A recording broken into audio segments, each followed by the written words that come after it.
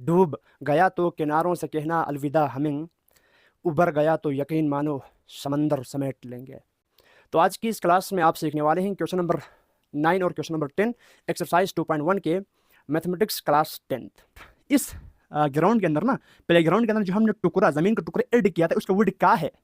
16.85। ये भी 16.85 होगा, ये भी 16.85 होगा, क्योंकि हम सेम वुड दोनों साइड पे ऐड कर रहे हैं। फिट करना है गाइस, ठीक है ना। अब आप इसको क्या कर सकते हैं गाइस, बाय क्वाड्रेटिक फार्मूले के थ्रू सोल्व करेंगे तो आपको क्या मिलेगा? टी मिलेगा। खत्म, बहुत ईजी यार। इसका प्रोसीजर क्या है? सबसे पहले आपको फार्मूला, ये इधर से डेटा अलग करना आना चाहिए, ठीक है ना। इसके बाद इसमें फिट कर दो, इसके बाद स्टैंडर्ड फॉर्म बनाओ, क्वाड्रेटिक फार्मूले में पुट करो, टी का वैल्यू पिक करो, खत्म, ठीक है यार। मुझसे न पूछना कि मेरी मंजिल कहाँ है, मुझसे न पूछना कि मेरी मंजिल कहाँ है, अभी तो मैंने बस इरादा किया है, अभी तो मैंने बस इरादा किया है।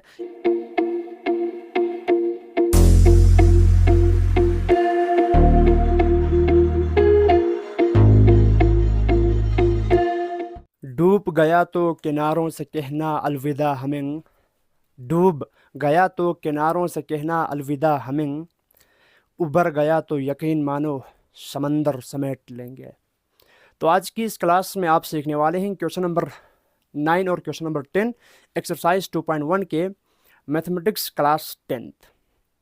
हम डिस्कस कर रहे हैं, चर्चा कर रहे हैं क्वाड्रेटिक इक्वेशंस को। बहुत इंपॉर्टेंट एक चैप्टर है और हम इसमें लास्ट इस एक्सरसाइज 2.1 के लास्ट 2 क्वेश्चन के ऊपर चर्चा करने वाले हैं, जो कि एप्लीकेशन ऑफ क्वाड्रेटिक इक्वेशन से रिलेटेड है। बहुत इंपॉर्टेंट क्वेश्चन है एग्जामिनेशन पॉइंट ऑफ व्यू से। लॉन्ग क्वेश्चन में 8 नंबर के क्वेश्चन बनने की प्रोबेबिलिटी इस क्वेश्चन के अंदर शामिल है, ठीक है गाइस। तो एकदम बारीकी से मैं चीज़ें तुम्हें फॉरवर्ड करूँगा, आपने कंसंट्रेशन और फुल ध्यान लगा के सुनना है, ओके। सो यार, 2 सवाल हम इस क्लास में चर्चा करने वाले हैं, 9 और 10 इंड ऑफ एक्सरसाइज 2.1। ईजी सा 2 क्वेश्चन होगा।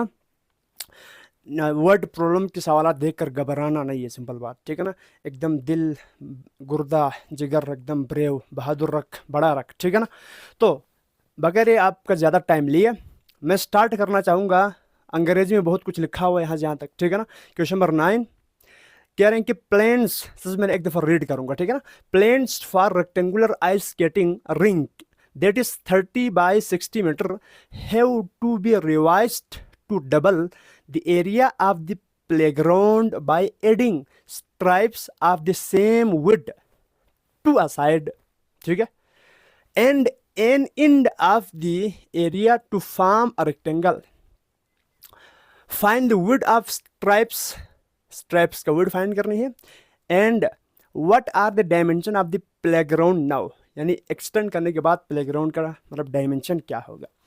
आपको कोई 10-20% समझ में आ चुका होगा। थोड़ा बहुत सर क्या बोल रहा, अंग्रेजी तो बोलना हमें भी आता है, ज़रा समझा देना। डोंट वरी राजा, समझा दूंगा, ठीक है ना। सो इसमें सिंपल ये कहने कि एक मंसूबा बना रहे हैं कि यार एक प्लेग्राउंड पहले से है। कौन सा ground sir? Ice skating rink वाला। यानी एक ऐसा ग्राउंड होता है, आइस स्केटिंग रिंग एक ऐसा ग्राउंड होता है जिसमें मतलब एक ऐसा ग्राउंड, रेक्टेंगुलर ग्राउंड है जिसमें पानी डाल के पूरा बर्फ़ बनाया जाता है। इसके ऊपर स्केचिंग होती है, एक खेल का नाम है, जो कि अक्सर सर्दियों में खेल होता है, जो विंटर में ये खेल होता है अक्सर सर्द जगहों पर, जैसे कि जीबी, हमारे जीबी में ये अक्सर मकामात पर ये खेल मुनक्किद होता है, ठीक है ना। जैसा कि मतलब ये जो नलतर वैली हो गया, स्कर्दों में भी होता है, ये गंशे में भी ये खेल खेला जाता है। यानी ये आइस स्केटिंग वाला मतलब ये खेल मतलब ये इन तीनों जगहों पर अमूमन होता है विंटर में, ठीक है ना। तो बर्फ़ मतलब एक पूरा ग्राउंड में मतलब बर्फ़ होता है और इसके ऊपर एक पाँव में एकदम आप समझो कि एक जूते, मेटल के एक जूता होती है इसके ऊपर, या मतलब आप क्या समझो यार, एकदम स्केटिंग करते हैं, ठीक है ना। सो कह रहे हैं कि एक रेक्टेंगुलर आइस स्केटिंग रिंग है, रिंग कहते हैं एकदम ग्राउंड को कहते हैं, ठीक है, एक टाइप का ग्राउंड, इसी ग्राउंड को कहते हैं रिंग, ठीक है ना। आइस स्केटिंग रिंग यानी एक ऐसा ग्राउंड जिसमें आइस मतलब पूरा बर्फ़ ही बर्फ़ वाला ग्राउंड, सिंपल बात, ठीक है ना। तो कहा कि एक रेक्टेंगुलर स्केटिंग रिंग है जिसकी ऑलरेडी मौजूद है, जिसके लेंथ है 60 मीटर, जिसका लेंथ है 60 मीटर और जिसकी विड्थ है कितना 30 मीटर। एक चीज़ क्लियर करो, ये आपको डेटा दिया है 60 मीटर एक ग्राउंड पहले से है जिसका लेंथ है 60 मीटर और जिसका विड्थ है 30 मीटर गाइस, ठीक है ना। हैव टू बी रिवाइज्ड, उन्होंने एक मंसूबा बनाया है कि इस जो पहले से मौजूद ग्राउंड को रिवाइज करने का, तब्दील करने का, इस ग्राउंड को बड़ा करने का मंसूबा बनाया है। सिंपल फंडा ये है इसके अंदर, ठीक है ना। एक ग्राउंड जिसका लेंथ और विड्थ ये है पहले से, इसको डबल किया है, रिवाइज किया है, बड़ा किया है। कितना बड़ा किया है? हैव टू बी रिवाइज्ड, इसको तब्दील किया to double area of playground by adding. अब इधर देखो, जो पहले से ग्राउंड है उसका डबल, उसके एरिया का डबल एक और प्लेग्राउंड बनाया गया। ये पहले से है, इसका डबल एक और प्लेग्राउंड यहाँ पर बनाया गया है। सिंपल बात, इसको बनाने के लिए वो एक मंसूबा बना रहे हैं, ठीक है ना। ख़त्म। द एरिया ऑफ प्लेग्राउंड यानी इस एरिया के डबल, जो पहले मौजूद है उसके double, by adding stripes of the same width to a side, यानी स्ट्राइप्स कहते हैं टुकड़ा। इस पहले से मौजूद जो ग्राउंड है, जो आइस स्केटिंग रिंक है, आइस स्केटिंग ग्राउंड है, इसके मतलब वुड में भी एक टुकड़ा ऐड करके और इसके लेंथ में भी एक टुकड़ा ऐड करके। सिंपल बात ये बता दूं, देखो बाय एडिंग, ऐड करके स्ट्राइप्स कहते हैं टुकड़े को। अब जैसे पर ये एक ग्राउंड है, इस साइड में भी कुछ टुकड़ा, कुछ ज़मीनें ऐड करके और इसके नीचे वाला साइड में भी कुछ ज़मीनें ऐड करके आपने क्या करना है, आप द सेम वुड, इसी सेम वुड, वुड का मतलब इधर जितना आपने इस वुड में ना, इस साइड पे आपने जितना मतलब स्ट्राइप्स की वुड रखा है उसको इधर भी उसी वुड का ही आपने रखना है। सिंपल। अगर आप इधर से इधर तक जितना एक्स अगर आपने डिस्टेंस रखा है तो इधर से नीचे भी आपने एक्स डिस्टेंस का ही रखना है। यानी सिंपल बात, इस ग्राउंड को ना वुड, इसकी वुड की तरफ भी बढ़ाया है और इसकी लेंथ की तरफ भी बढ़ाया है, सेम डिस्टेंस पर। सिंपल, ठीक है ना। और आगे चलो, and an end of the area to form a rectangle. इसके बाद क्या करेगा आप, जाहिर बात इसको आपने इस वुड साइड की तरफ कुछ स्ट्राइप और इसके लेंथ की तरफ कुछ स्ट्राइप ऐसे बढ़ाना है जिसको बढ़ाने पर ये एक रेक्टेंगल ही बने, ठीक है ना।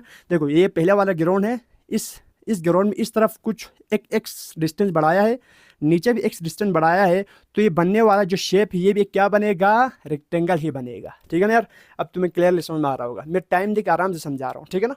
Find the width of stripes, आपने इस स्ट्राइप्स का विड्थ फाइंड करना है, जितना इस रेक्टेंगल के अंदर आपने ऐड किया है ना, इधर से इधर आपने मिसाल के ऊपर एक्स सेलेक्ट किया है ना, इधर से इधर आपने जितना एक्स सेलेक्ट किया है इस एक्स को फाइंड करना है। जितना स्ट्राइप, जितना टुकड़ा आपने इस ग्राउंड के अंदर ऐड किया है उसको आपने फाइंड करना है, उसकी विड्थ फाइंड करनी है। सिंपल, ठीक है ना। What are the dimension of the playground now. अब पहले तो यार इसका देखो, पहले वाला ग्राउंड ये था, इसको बड़ा करने के बाद इस बड़े वाले प्लेग्राउंड का डायमेंशन क्या होगा। सिंपल, तुमसे दो चीज़ पूछिए, पहला चीज़ इस ट्राइप का विड्थ क्या होगा, दूसरा चीज़ इस मतलब बड़े वाले ट्रायंगल का, बड़े वाले प्लेग्राउंड का डायमेंशन, इसका लेंथ और विड्थ क्या होगा गाइस, ठीक है ना। ये पूछा है, तो एक दफ़ा मैं इसको एक दफ़ा और बताता हूँ यार, ठीक है ना, आपको मज़ीद क्लैरिटी आ जाए, ठीक है ना। क्योंकि ये सवाल अब ज़ाहिर बात इससे रिलेटेड हज़ार सवाल और बन सकते हैं। अगर एक सवाल आपको एकदम क्लैरिटी के साथ समझ में आ जाए ना, तो आगे जितने भी सवाल आएंगे इससे रिलेटेड वो भी आप फोड़ सकते हैं। सिंपल, ठीक है ना यार। तो देखो, plans for rectangular ice skating rink, जो पहले जो मौजूद एक जो प्लेग्राउंड है उसको मतलब जिसका जो इस पहले जो मौजूद जो रेक्टेंगल है ना, उसका जो लेंथ और विड्थ आपको यहाँ पर दिया है, उन्होंने एक मंसूबा बनाया कि इसको रिवाइज करने का, इसको बड़ा करने का, to double the area of playground, इस एरिया के डबल, इस एरिया के डबल एक और ग्राउंड बनाने का। बाय एडिंग, कैसे बनाने का, adding stripes of the same wood to a side, दोनों इस ना रेक्टेंगल के एक दोनों साइड पे सेम लेंथ का स्ट्राइप ऐड करके, सेम ना, यहाँ देखो ये भी एक्स है, ये भी एक्स है, इस तरफ भी एक्स का एक स्ट्रैप लिया है और इस तरफ भी एक्स का एक स्ट्रैप, एक टुकड़ा लिया है। सिंपल, ज़मीन का एक टुकड़ा इस तरफ भी लिया है और ज़मीन का टुकड़ा नीचे भी लिया, और ये टुकड़ा बिल्कुल सेम है, ठीक है ना यार। सेम वुड ऑफ साइड, दोनों साइड पे आपके साइड क्या होना चाहिए, सेम टुकड़े को आपने ऐड करना है, ठीक है ना। ऐड करने पर क्या होना चाहिए, an end of the area to form a rectangle, जिसके बाद ये इन दोनों ना इसके इस तरफ और नीचे साइड पे आप इस ट्रैप को ऐड करो, इसके बाद ये एक रेक्टेंगल बनना चाहिए। ख़त्म। इसके बाद आपने इस ट्राइब की लेंथ को फाइंड करनी और इस ट्राइब की लेंथ को फाइंड करनी। इसके बाद इस बड़े वाला ट्रायंगल की डायमेंशन फाइंड करनी है। काफ़ी टाइम दिए इस सवाल को समझाने में। होप दैट क्लियर हुआ होगा। चलो सवाल स्टार्ट करते हैं। तो मैंने यहाँ पर एक फिगर बनाया है। सर ये फिगर कहाँ से बना है? इस डेटा का इस्तेमाल करते हुए बने, जो पहले से मौजूद ग्राउंड का ना लेंथ और विड्थ दिया है। लेंथ है ये एक आइस मतलब स्केटिंग रिंग है, ठीक है ना, इसमें घबराने का नहीं यार। इसका लेंथ है 60, विड्थ है 30। आपको पता है यार सर लेंथ और विड्थ हो तो इस रेक्टेंगल का एरिया फाइंड कर सकते हैं ना, क्या करके लेंथ जब विड्थ करके, तो एरिया आ गया सिंपल, ठीक है ना। एरिया आपने खुद फाइंड करना है, ठीक है ना। लेंथ है 60 30 ज़ा 1800 मीटर स्क्वायर। इस पहले से मौजूद ग्राउंड का एरिया आ चुका है। उन्होंने कहा इसका डबल करना, इसका इस तरफ भी आपने एक टुकड़ा ऐड करना है और नीचे भी एक टुकड़ा ऐड करना है। अब देखो यहाँ पर मेरे पास पहले से मौजूद रेक्टेंगल तो ये है, इसके इस साइड पर मैंने एक्स डिस्टेंस ऐड कर दिया है, ठीक है ना। इसके इधर से इधर तक एक एक्स डिस्टेंस ऐड कर दिया और इधर से नीचे भी एक्स डिस्टेंस ऐड कर दिया, क्योंकि ये और ये सेम होना चाहिए था। उन्होंने यहाँ पर बताया same would of the side, stripes का ना जो स्ट्राइप्स होना चाहिए वो सेम वुड का होनी चाहिए, तो ऐड कर दिया, ठीक है ना। तो आप देखो ये बड़ा वाला जो आपको फिगर दिख रही है ये भी क्या एक रेक्टेंगल ही बन रहा है, ठीक है यार। तो जाहिर सी बात है यहाँ से यहाँ 60 है ना, यहाँ से यहाँ 60 है और इसमें ये क्या हो रहा है ऐड हो रहा है, तो यहाँ से यहाँ पूरा डिस्टेंस क्या होगा 60 + x होगा, सिंपल है, ठीक है ना। यहाँ से यहाँ क्या है 30 है ना, यहाँ पर देखो यहाँ से यहाँ 30 है, इसमें एक और स्ट्राइप ऐड कर दिए, एक्स स्ट्राइप ऐड कर दिए तो 30 + x हो गया, सिंपल, ठीक है ना।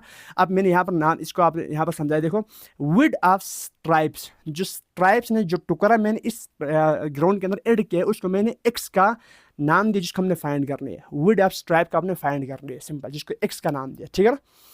इसके बाद न्यू लेंथ, ये तो पहला वाला ट्रायंगल आपने इधर तो इसका लेंथ तो दिया है, इसका लेंथ तो दिया है, विड भी दिया है, लेकिन जो नया जो आपको लेंथ बनेगा ना, जो बड़ा वाला रेक्टेंगल बनेगा, इसका लेंथ क्या होगा x + 60, x + 60 होगा, सिंपल बात, ठीक है ना। 60 + x या x + 60 मीटर होगा, न्यू लेंथ होगा, सिंपल, यहाँ जहाँ 60 है + x। न्यू विड क्या होगा x + 30 ऑफ m, यानी x + 30 मीटर होगा, सिंपल।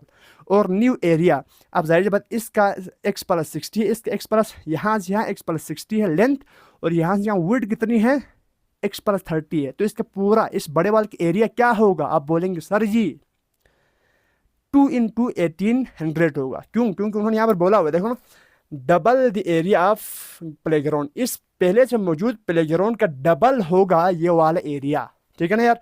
इस x + 60 x + 30 के पीछे हम नहीं भागा, ठीक है ना।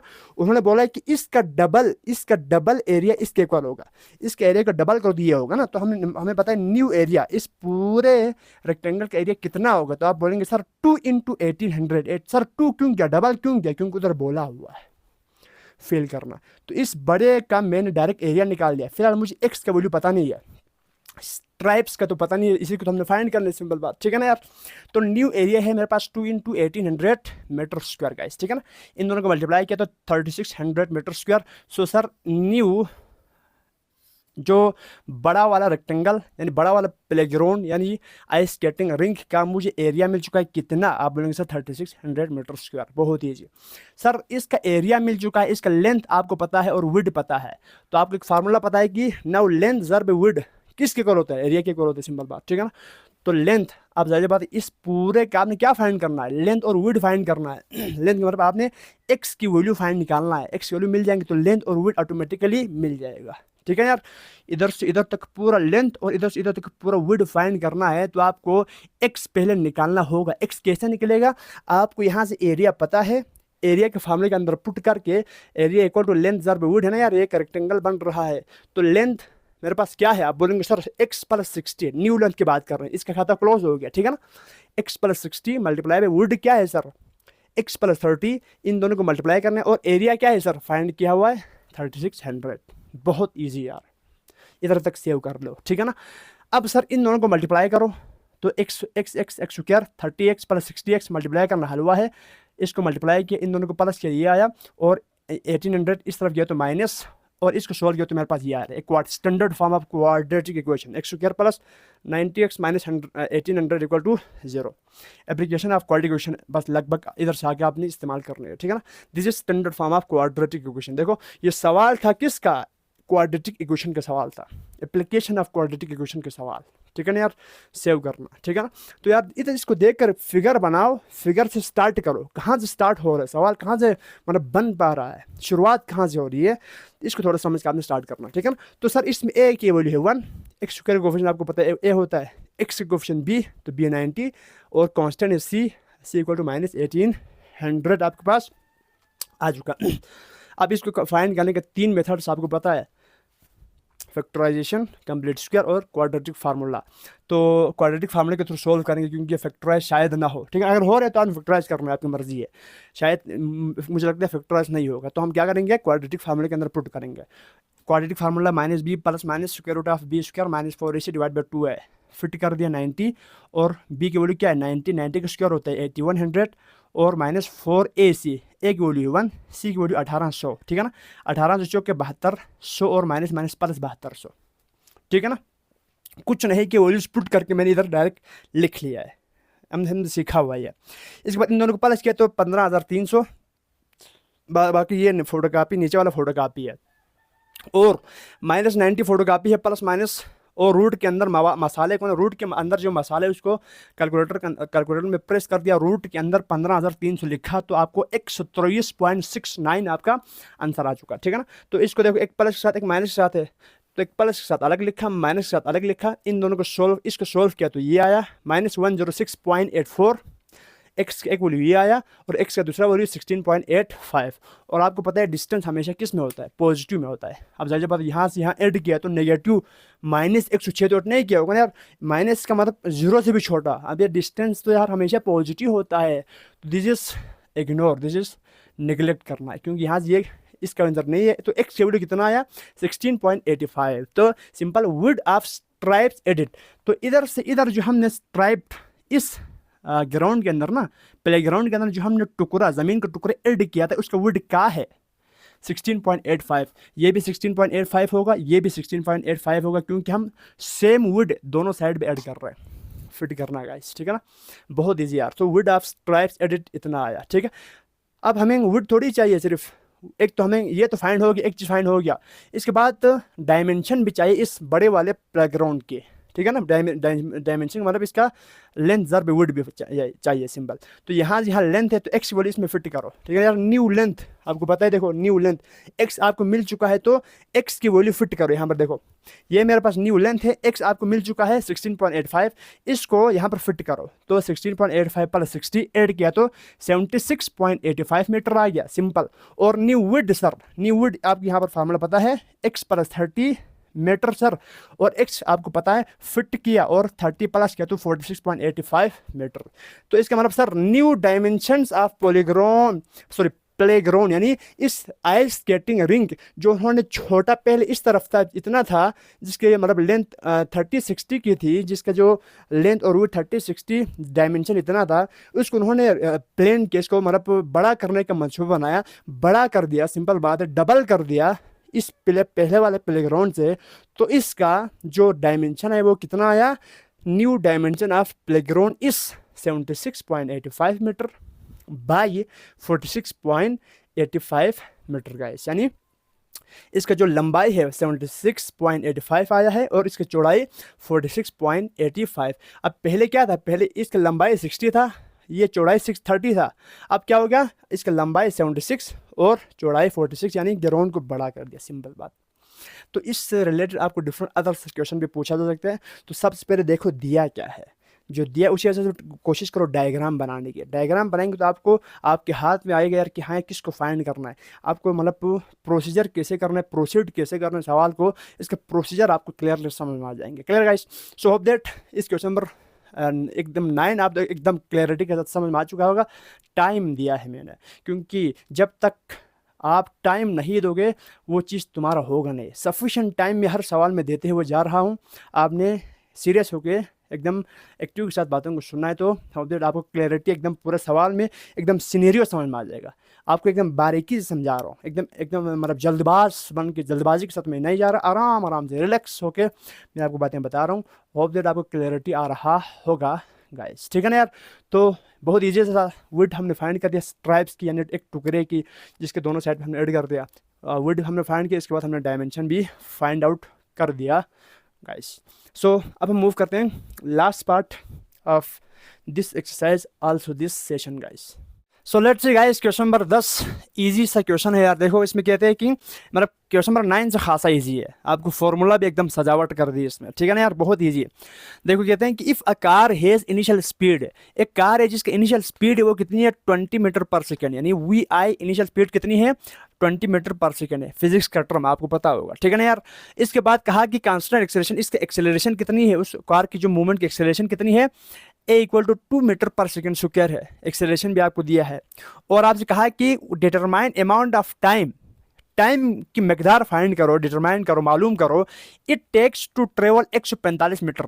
अगर उसने उस कार ने 145 मीटर ना ट्रेवल करनी, 145 मीटर डिस्टेंस ट्रेवल करनी है इस स्पीड और इस एक्सेलरेशन के साथ, तो आपसे पूछा कि टाइम कितना लगेगा, ठीक है ना यार, बहुत ईजी है। स्पीड दिया है, एक्सेलरेशन दिया और डिस्टेंस भी दिया है, स्पीड दिया, एक्सेलरेशन दिया, डिस्टेंस भी दिया है।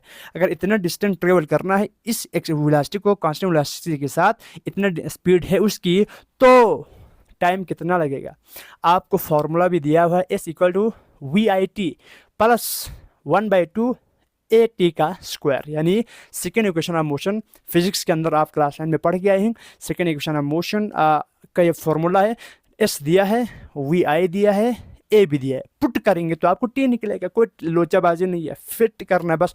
फार्मूला आपको पता होना चाहिए, अगर यहाँ पर फार्मूला ना देना तो आपको ये फार्मूला याद होना चाहिए, जो मवाद मसाला गिवन है फिट करो। तो बहुत ईजी यार सर, फार्मूला क्या है, s equal to v i initial velocity multiply by time plus 1/2 of a t का स्क्वायर। वी आई फिट करो, एस फिट करो, एस कितना है 145 है, फिट करो, ठीक है ना। और वी आई कितनी है 20 है, टी इधर ही है, फाइंड करनी है। 1/2 फोटो कापी, ए कितनी है सर, ए क्या है 2 मीटर पर सेकेंड स्क्वायर, तो ए मैंने फिट कर दिया। और टी का स्क्वायर, टी तो हमने फाइंड करें, तो टी का स्क्वायर ही नीचे उतरा, ओके। इसके बाद सर 145 इधर ही है, 20 का टी इधर ही है, और 2 कट के टी का स्क्वायर आया। और यहाँ से सर ये क्वाड्रेटिक बन रहा है, देखो टी स्क्वायर प्लस 20 टी इधर ही है, इसको इधर रखा, 145 को दूसरा पे शिफ्ट कर दिया, तो ये इधर फोटोकॉपी है, और इसको शिफ्ट किया तो इस साइड पे क्या बचा, 0 बचा। इसको मैंने पहले, इसको बाद में लिखा, वो आप कर सकते हैं, कोई टेंशन नहीं, ठीक है ना। ये इधर ही है, इसको शिफ्ट किया तो ये इधर माइनस हो गया, खत्म, ठीक है। अब देखो sir a x square, a t का square plus b of t minus c, simple, ठीक है ना यार, प्लस सी। तो ए बी सी, ए यानी स्टैंडर्ड फॉर्म में आ चुके हैं, a x square plus b x plus c का formula plus c equal to 0, यानी स्टैंडर्ड फॉर्म में आ चुका है क्वाड्रेटिक इक्वेशन। अब आप इसको क्या कर सकते हैं गाइस, बाय क्वाड्रेटिक फार्मूले के थ्रू सोल्व करेंगे तो आपको क्या मिलेगा, टी मिलेगा, खत्म, बहुत इजी यार। इसका प्रोसीजर क्या है, सबसे पहले आपको फार्मूला, ये इधर से डेटा अलग करना आना चाहिए, ठीक है ना। इसके बाद इसमें फिट कर दो, इसके बाद स्टैंडर्ड फॉर्म बनाओ, क्वाड्रेटिक फार्मूले में पुट करो, टी का वैल्यू पिक करो, खत्म, ठीक है यार, बहुत ईजी।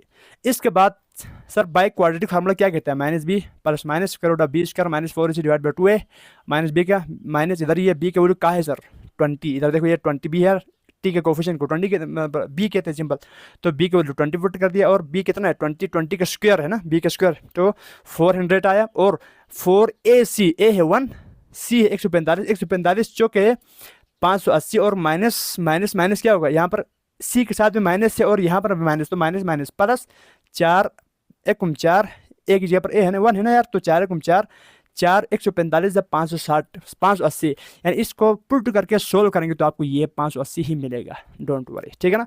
डिवाइडेड बाय ए की वैल्यू है 1, 2 1 जा 2, खत्म यार। तो रूट के अंदर जो मसाला है ना, इनको ऐड करो तो कितना आएगा 980, बाकी फोटोकॉपी, बहुत ईजी। तो सर यहाँ पर रूट के अंदर जो मसाला है, रूट ऑफ 980 करेंगे ना तो आप कितना आएगा 31.30 आएगा, ये -20 फोटोकॉपी है, 2 भी इधर ही है, और यहाँ पर रूट ऑफ 980 करेंगे तो आपको कितना मिलेगा 31.30 मिलेगा गाइस। अब एक प्लस के साथ अलग लिखो, एक माइनस के साथ अलग लिखो, क्योंकि फार्मूले में एक प्लस माइनस दोनों है। तो इनको सोल्व करेंगे ना, इसको सोल्व करो तो आपको 5.65 मिला, और इसको सोल्व करेंगे तो -25.65 मिल गया। तो सर इसमें टी का वैल्यू 2 आया, दोनों आंसर है क्या ना, देखा गौर करो तो जाहिर सी बात है, एक कार है वो स्पीड से, इस एक्सेलरेशन से और इस इतना डिस्टेंस कवर कर रहे हैं, तो वो एक ही यार टाइम लेगा ना, मतलब वो 5 सेकंड भी ले रहा है, वो 10 सेकंड भी ले रहा है, ये तो पॉसिबल नहीं है ना यार, ठीक है ना। तो सिंपल बात, इस टी की वैल्यू कितना होगा, टाइम इज ऑलवेज पॉजिटिव।